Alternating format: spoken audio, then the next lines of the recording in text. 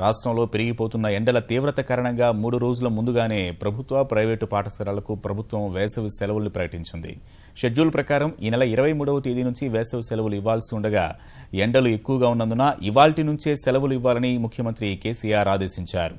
వేసవి తాపం ఎక్కువైన దృష్ట్యా విద్యార్థులు బయట తిరగడం మంచిది కాదని ఇవాల్టి నుంచే వేసవి సెలవులు ప్రకటించాలని సీఎం కేసీఆర్ విద్యాశాఖ మంత్రిని ఆదేశించారు. కాగా ఇవాళ ఉదయం పాఠశాలలు నడుస్తున్నందువల్ల రేపటి నుంచి పూర్తి స్థాయిలో వేసవి సెలవులు అమల్లోకి రానున్నాయి.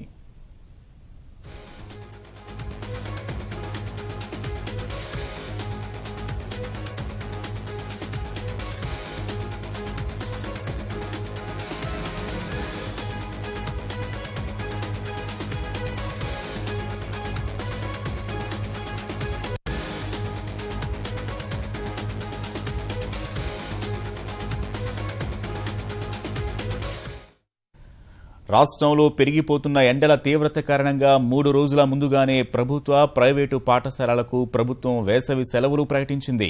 షెడ్యూల్ ప్రకారం ఈ నెల 23వ తేదీ నుంచి వేసవి సెలవులు ఇవ్వాల్సి ఉండగా ఎండలు ఎక్కువగా ఉన్నందున ఇవాల్టి నుంచే సెలవులు ఇవ్వాలని ముఖ్యమంత్రి కేసీఆర్ ఆదేశించారు.